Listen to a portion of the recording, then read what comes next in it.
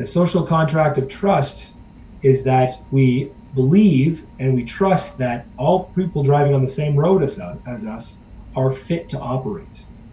And that is Chris Wilkinson from DriverCheck. And not only is he talking about the social contract of trust that we all have while driving on our roads and our highways, we are also talking about cognitive testing and how it can reduce the risk of a fleet from having a crash. So if that's something that interests you, stay tuned and let's get on with the Dog on It Trucking Podcast.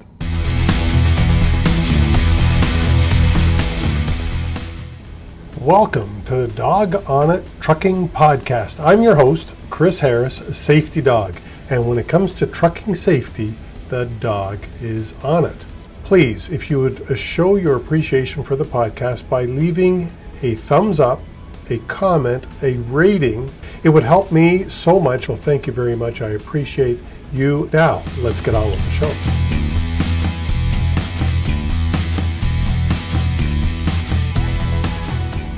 Hey, Chris. We got two Chris's on the show. This will be confusing. It's going to get confusing. Oh, yeah. Mr. Wilkinson, welcome to the Dog on It Trucking Podcast. And we are here talking about cognitive testing, something that Jeremy brought up and I know nothing about. So it's awesome to have you on the show to explain this to both me and the viewers. Well, Chris, thank you so much. Come on in and tell us a little bit about yourself and how did you land at DriverCheck? All right, so it's great to be here. Thank you so much. It's the first time I've been allowed on the show, so I take that as a privilege. I've worked with DriverCheck now for just about 3.5 years. I've been in the fitness for duty drug and alcohol testing industry though for about 8. And I came over to DriverCheck when they bought the company I was working for. So I came over with an acquisition. I was competing against DriverCheck before, but now I'm very happy to be part of this wonderful team. So that's how I got into being part of DriverCheck. And my official title at DriverCheck is Program Consultant, which is sales, account management, and then also other project management like the cognitive testing program we're going to talk about today. So let's not move, and I don't edit these things out, but let's get right into the cognitive testing because I don't know anything about it. Why would a trucking company, well, explain first what it is. Okay. So cognitive assessments for commercial drivers is just one of 3 types of assessments that should be conducted on commercial drivers when they're being qualified for their license. They look at the CCMTA medical standards, so the Canadian Council of Motor Transportation medical standards, looks at sensory, motor, and cognitive function as their 3 areas to determine whether or not somebody is fit to operate. And when somebody goes for their license, they typically would get their sensory and motor assessed, but cognitive functions may be missed because they're a little bit harder to identify. So give me an example of a cognitive function. Cognitive functions fall under the learned behaviors, reaction time, peripheral vision, short-term, long-term memory. So everything that you do when you're driving a vehicle falls into how you use with your cognition. We take advantage of the fact that we have a healthy cognition when we do, and when we're operating even our own personal vehicle, our cognition is being overwhelmed, but we're able to balance that overwhelmed cognitive functions by overcompensating for certain things. If there's a lot of stimuli going on while we're driving, we can overcome that stimuli by focusing on what's necessary to be safe. If there's bad weather, then we're focusing harder on safe driving, our speed, gauging our distance. So we can do that and we can react naturally to the elements and to the environment. Loud music playing, kids screaming in the background, trying to tune that out while we're driving. Now, if somebody does not have a healthy cognition, they start to become overwhelmed by all that stimuli that come in, and it puts somebody at a very high risk situation. So that's where the cognitive functions comes into play, where most people do have healthy cognition or can be affected in minor ways, but there also are individuals who are not knowing that they have a significant cognitive deficit and they are operating on the road. And so this program is designed to help identify, mitigate those risks, but then also to help people get maybe the medical treatment they need by identifying these underlying medical issues and then getting them back to work as a healthy contributor to the company. Is this a way to root out old drivers like me? Not at all. Thank you. Good question. No, the program is not geared toward a specific group of people. The idea is that everybody at any age can have cognitive decline. There is a natural progression starting at age 26 on, where we start having this actual natural decline of cognitive functions till we're older. But the program is an age normed evaluation. So we're not assessing somebody based on age. If you're 70, you're going to be assessed against another 70-year-old who has a healthy cognitive function. If you're 30, you're going to be assessed against another 30-year-old who has healthy cognitive assessment function. So it's age normed in that sense, that natural decline is taken into consideration. And with the science that backs this program of the years of research was first started out of the University of Alberta. They've been able to develop a science to support the fact that if you are screening high at a high risk, that there is maybe something, not diagnosing, but maybe identifying that there maybe is something to be concerned with. The driver could then be removed temporarily from work, identified, go through to the doctor, identify that they might have a underlying medical condition, and hopefully get that resolved and get them back to work and being safe. That's kind of cool, I would say. So we're talking about safe driving. The focus is safety. Yeah, absolutely. When would a company use cognitive testing? Is it at the higher? Yeah, it can be used at different parts of the employment. So it can be either a pre-screening tool.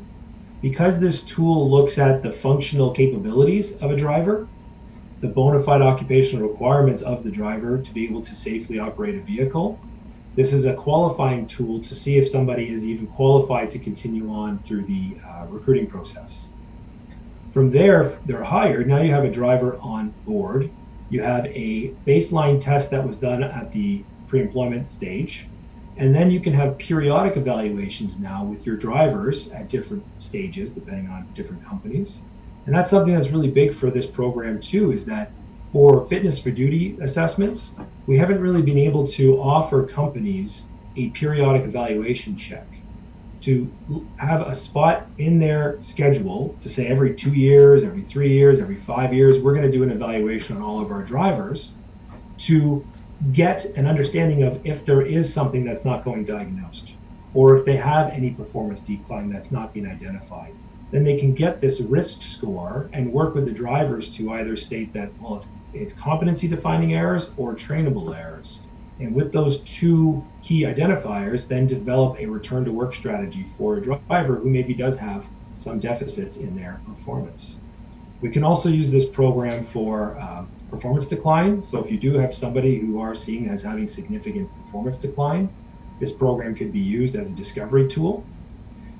Reasonable cause situations where you're dealing with drug and alcohol testing, we can use it in those scenarios as well as a continuation to the investigation of why somebody was unfit. Post-incident situations will be different for every company too on how they define or are able to use this program.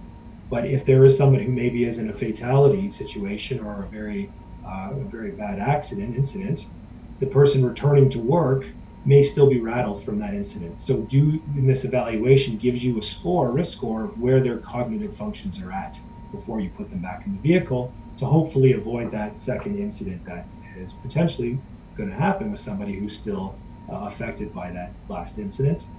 And then we have return to work programs, we have follow-up testing, we have reassessment testing. So there's a lot of little touch points for this program.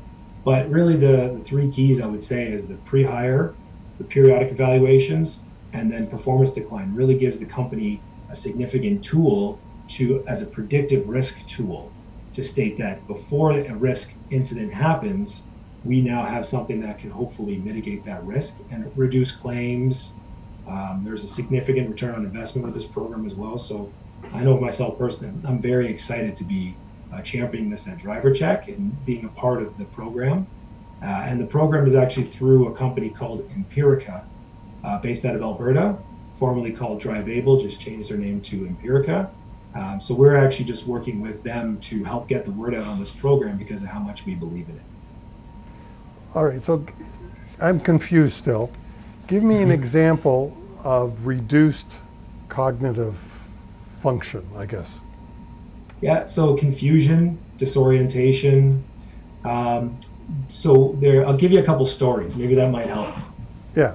put this all into perspective, right? So a client of mine had a driver. They were calling into dispatch saying, I'm lost, I don't know where I am. And the company had noticed that there had been some kind of performance decline, some confusion leading up to this point, but now the driver is somewhere, I'm not going to say where, but somewhere, and they are now lost on the highway and they have no idea where they are. So they ended up managing the situation, having the person pull over on the truck, had them come back to the company office, went for an evaluation, which cost thousands of dollars to do an independent medical assessment on the person, and it was discovered that they were in late stages of dementia. So the driver, unfortunately, was in a position where they were no longer able to drive, and there was an extreme risk for the driver to be on the road. Luckily, the dispatch were able to communicate to the safety managers ahead of time. This tool, where it could have come in to maybe be a predictor of this situation happening, is when they first initially identified some of these performance decline situations, near misses, they could have proactively done a accelerate vitals assessment, which is a cognitive computerized assessment, to see what that risk score looked like off of that machine alone, off of that test alone. And then there's a second component to it, which is a on-road evaluation that also pushes their cognitive function to see what their overall risk score is based on the functional capabilities. But this driver who is in late stages of dementia, this program can potentially identify a risk with that driver. So then that could have been identifiable, maybe it was still in early stages of dementia. Another situation, there was a driver who was one of the top performers for a company. They were a busing company. And as they were driving one day, they were showing lots of signs of swerving, near misses, and they had patrons contacting the company to say, this person I don't think is fit to drive. So the company had the driver come back to the yard, did the vitals in-office computerized cognitive assessment, and scored extremely high risk. So the person was advised to go back to see their doctor. The doctor sent them to the hospital the next day for some tests, and then that person ended up going in for a triple bypass surgery because they were having blood clots. They weren't getting enough oxygen to their brain. And now they're back to work and they're a functioning employee of the company, a functioning employee of the company. There's also sleep apnea situations that come up too, where somebody is suffering from sleep apnea, they're having performance decline, confusion, they're having stress, fatigue, hours of service, they can't meet their hours of service because they're too tired, and this all is performance decline. Why are they having it? Is it because of apathy for the job? Is it because of just sick of driving? Or is it a medical condition? Is it drug and alcohol related? What is it? So doing this test will identify a risk score, and then from there, it's identified from their doctor or a specialist whether or not they have sleep apnea or whatever the medical condition is. They manage that, and then they're a healthy contributor coming back to work. So it's supposed to be a program of support. That's the idea. It's not here to take drivers off the road. It's here to identify drivers who might be at the highest risk, help them identify that, come to reason with that, and then hopefully they seek assistance from their doctor to get treatment if that's what's needed, and then come back to work. Because we want the drivers, we need the drivers, but we also need safe drivers on the road. Well, we need safe drivers, and as somebody who has sleep apnea, and I use my CPAP machine every night, I know how that can affect me. So you're saying that if I was a participant in the cognitive testing, it would likely helped identify my sleep apnea before my medical doctor did? What it'll do, it does, so the program doesn't diagnose medical problems or drug and alcohol problems. It provides a risk score to the company to make a determination whether or not somebody is too high a risk to continue driving at that time. It's then the responsibility of the employee to go to their doctor or a specialist or whomever they see is available, whoever, family doctor I think would be the easiest one, to start the discovery process. They may tell their doctor, I got a risk score from this cognitive assessment program. My employer's asked me to follow up with my doctor. The doctor says, well, what's going on? And they explain that they're not sleeping, that they snore, that they, whatever else they come up with. The doctor then hopefully will identify, okay, well, we're going to send you for sleep studies. If you're having cognitive deficits to the point that you've been removed from duty temporarily based on this risk score, and you're telling me that you have these potentially medical condition with the sleep apnea, let's get you tested to see if that's what it is. There's also scenarios where it's somebody not using their medication, prescribed medication for affliction, Okay. or somebody who's not compliant with their diabetes treatment. So there's a lot of different reasons why somebody could screen high on this. But again, we're looking for actual cognitive decline. We're not looking for someone who didn't sleep very well the night before. It's looking for somebody who is actually potentially afflicted by a medical condition or a substance abuse disorder or something along those lines. Again, stating that it's not a diagnostic tool. We're not diagnosing sleep apnea. It's screening risk so that the company can use that as a predictive tool before an incident hopefully happens to support their employees.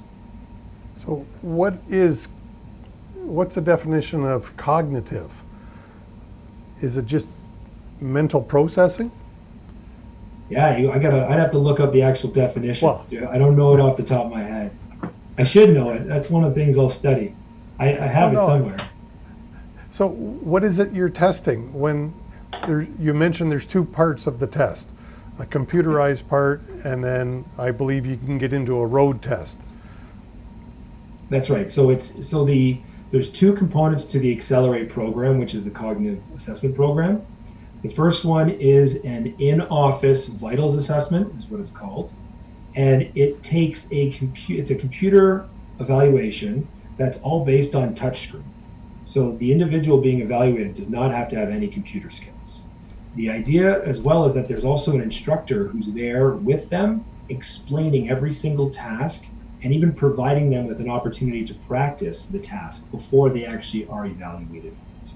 There's 6 computerized assessments that are completed, and they all relate to the functional skills required to drive, looking at reaction time, accuracy, memory, peripheral vision, delayed responses. There's also decision making as well, all built into this. These 6 tasks on the computerized assessment look at 22 weighted measures as it relates to the cognitive functions required to drive safe. The score that's provided from this machine is only part of the evaluation. The individual then would be required to go into an on-road evaluation. The on-road evaluation, the course that's designed, is also designed to push the individual's cognitive functions. So the same 22 weighted measures in the vitals assessment, we're pushing those same measures on the on-road evaluation. During the on-road evaluation, we're going to be looking at, is it competency defining errors or are they trainable errors? It's a big difference between the two. If they're competency defining errors, they're going to have a much higher score, high score, high risk, low score, low risk. The computerized assessment that gets produced takes those two scores and combines them together, providing the company with an overall risk score based on their on-road experience, but also the in-office vitals cognitive assessment. And in the end, the company will then have a decision to make. Okay, is the score high enough based on our standards and based on the industry standards for this program that we would recommend this person go to their family doctor to provide supporting documentation? Or is the score low enough? Are we just going to look at what some of these trainable bad habit errors are, focus on the re-entry for the driver on these trainable bad habit errors, and is there additional follow-up required? So really it does help with managing the driver force, but also identifying the highest risk drivers in the population and working with them through the whole process. I got to believe the insurance industry would love something like this. I hope so. Yeah, we've got a lot of, I don't want to speak for insurance companies, but there's interest from a lot of different groups. A lot of companies have showed extreme interest in this program. Empirica themselves, they have a large number of clients of their own, and DriverCheck now supporting, we're onboarding clients for this program too for them. So for me, I do see this as kind of an assessment of the future right now. We have it available. It's something that fills a lot of gaps that companies have explained that, they've got these safety programs in place, but they're still having significant number of incidents. They believe that they have a good system of safety in place, but drivers are still having issues like heart attacks on the road or fatalities because of sudden incapacitation. And they feel, well, why can't we predict this? Is there not a tool that can help us identify these potential hazards? And this tool finally offers companies and organizations a proactive tool to hopefully screen drivers in time to be able to identify that this person is at the highest risk and manage that risk. So reduce claims, reduce incidents, driver retention, supporting drivers, a healthy population, safety on the road is all kind of the forefront of this program. And helping companies realize that they're not alone, they have support to manage at-risk population of drivers, which ranges from 25 years old all the way up to 70. Anybody in this age range can be at risk, and just help you. We're here to help. Is it more predominant in older people, or, I mean, I'm an old guy, so I'm just wondering about, because our driver force is, they say the average age is 55. So we are an old group. Well, certain medical conditions like dementia, Parkinson's disease, typically fall under an older group of drivers. But there are a younger group of drivers too that could be suffering from sleep apnea, that could be suffering from depression, that could be suffering from other medical afflictions, cancer. So there's a lot of different things, medical conditions that somebody could be suffering through. Or have an affliction and not even know. Diabetes is not age dependent. So it really is not focusing solely on an age group of saying 55 plus are the highest risk. It's not at all. It's saying that 55 plus does have a natural decline to their cognitive function based on that model of 26. It's a natural decline down. The program is age normed to defend that your cognitive decline will be there. And we identify that. But what we're looking for is, are you at the age of 55 scoring the same as other healthy, normal cognitive functions, adults at age 55? And using that as the baseline and then determining where you fall on that scale. So it's not looking at the group of an older driver population, it's looking at every single person and what they may not know about themselves or something they may not be disclosing, like deciding not to use their medication. That does come up as well. And you mentioned depression. Mental illness, I gotta believe, we're recording this in the middle of COVID. And I've gotta believe it's a real tough job right now for truck drivers, especially those who cross the border. And even their families have to be affected with mental stress at the moment. So this would help identify a driver who's suffering a little more from the stress. If they're affected enough by the stress of what's going on, you would hope that companies would have proactive programs in place, like an EFAP program, an Employee and Family Assistance Program, to provide a confidential avenue for their employees to seek out support. But you don't have to tell their employer they're using it. They would just use it on their own time before something gets to the point where the company has identified a significant performance issue or some type of risk on the road. But then if somebody is identified to have significant performance decline, and maybe it is due to depression, they score high on the test, on the vitals assessment, the on-road evaluation, they scored high as well. The risk score is above the threshold the company is set based on industry standard through Empirica. the individual will then be recommended to go seek a specialist or their doctor or somebody to address whatever is afflicting them. Again, not diagnosing what it is, but just giving them a tool to say the risk level that's identified is higher than what we're able to take on. We're here to support you. The next steps and recommendation are, and then here's the recommendations in place. The person then goes to their doctor and says, I'm depressed. They finally now have talked to somebody, and sometimes talking to somebody is more than anything, medication or anything else that people can offer. Just to being able to get that off your chest that I'm depressed, I have a substance abuse disorder, or I have this affliction that I've been hiding for years. Something to get off their chest to talk to somebody. Sometimes it brings it to the forefront. Maybe you don't want it to, but sometimes just having that opportunity to discuss it is enough to get the person going in the right direction. All right, let's go back to cognitive testing. I'm really interested as a risk manager, the road test part. How would I be trained if I'm a road tester? How do I become a cognitive road tester, if that's the right, I don't know what the right term is. No, that's fine, yeah. So it's the idea behind the program when it comes to the road evaluation is we start with your course. Every trucking company has their own route or mapped out area where they want to take the drivers to evaluate them. They even have their own road evaluators in-house, the driver evaluators, right? So the idea behind the program is to take that course that the company's already developed, evaluate it, and add to it if the Empirica team feel that there is components that are missing that are required to push someone's cognitive function. So the course is then developed for the company, which standardizes the road course evaluation. So there's not a variance by driver to driver or evaluator to evaluator. It's a standard course designed for that company, so it's standardization. The road evaluators then decided by the company, or the driver evaluators, they would then be trained by the Empirica team on the course, on the scoring system as well, and the subjective part as well. So really, they're not there to evaluate somebody's cognitive function. They're not trained to state that this person is cognitively affected.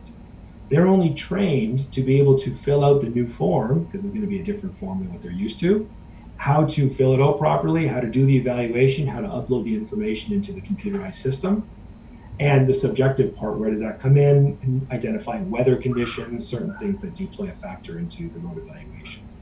They become certified through Empirica as road evaluators. They're trained on the program. Doesn't still mean that they're 100% qualified to be road evaluators. I've heard jokes from other trucking companies saying that there should be more training for road evaluators, every road evaluator, but they upload the score into the system, the check marks, and the system scores the driver, not the evaluator.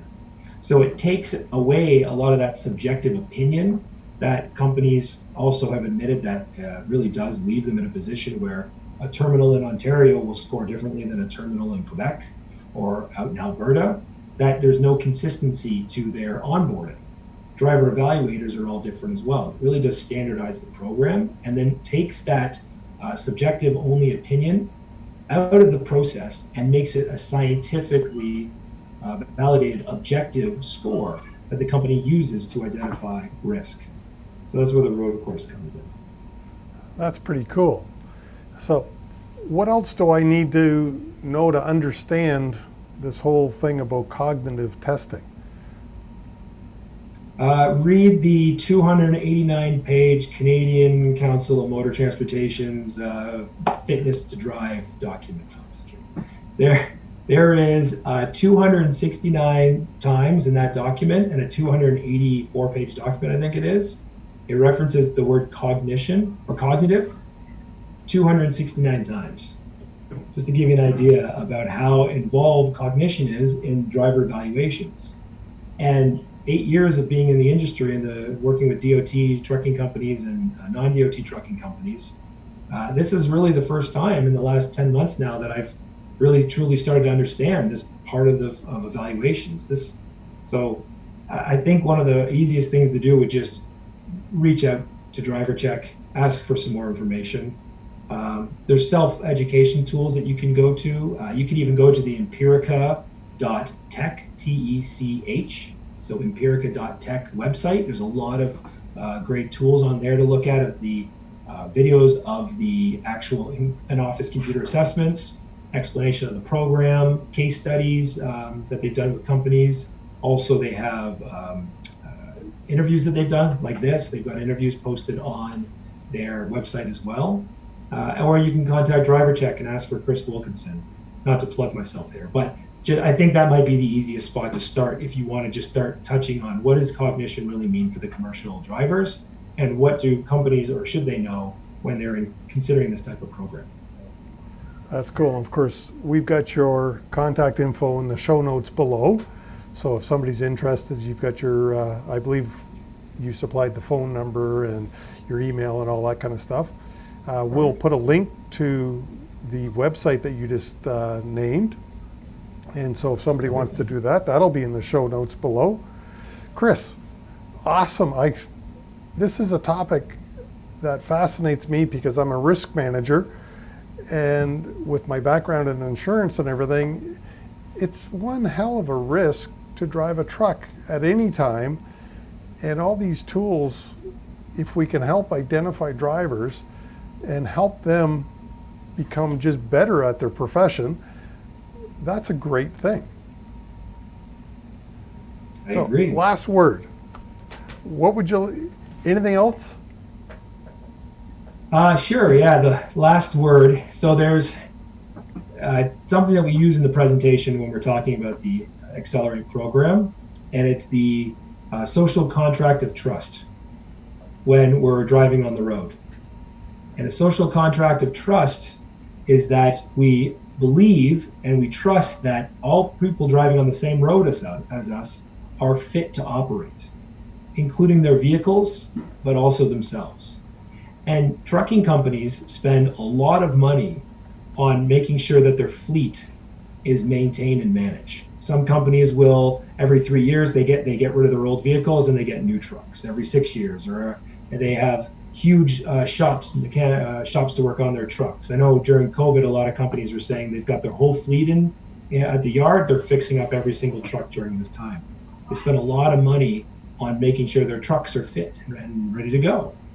But not a lot of time and energy spent on drivers. It's not spent on the mental health of drivers. It's not spent on the health of drivers, just the physical health. I know there's a lot more programs out there, but there's not a lot of programs that actually look at the periodic wellness of their drivers. So that's something that I would say to companies is that, when you're looking at how to improve your risk and your claims and your incidents, that maybe the trucks might be in working order, but really maybe start focusing more on your drivers and making sure that they're fit to drive. Right, and this is the beauty of DriverCheck. You do a lot more than drug testing, because that's what I think of when I hear DriverCheck. Oh, you do the randoms, you do the pre-employment and the post-accident. But this is way beyond the services provided here for cognitive testing, and some of the other things that DriverCheck now provides is way beyond drug testing. That's what we're getting to. Yeah, we're definitely expanding in our service offerings. Now, here's my last plug: DriverCheck.ca. I think that's going to be on the below on too, right? DriverCheck.ca, and you'll see there's a lot of great information. We're constantly updating our website, especially with COVID-related services and support that we have going on. We're involved in the Ontario pilot for COVID testing for the trucking industry with Ontario Health. So there's a lot of information that you'll find on our website for that. And very soon we're going to be launching the Accelerate program, this one we're talking about, cognitive assessments, on the website as well. So that's going to be there too. Awesome.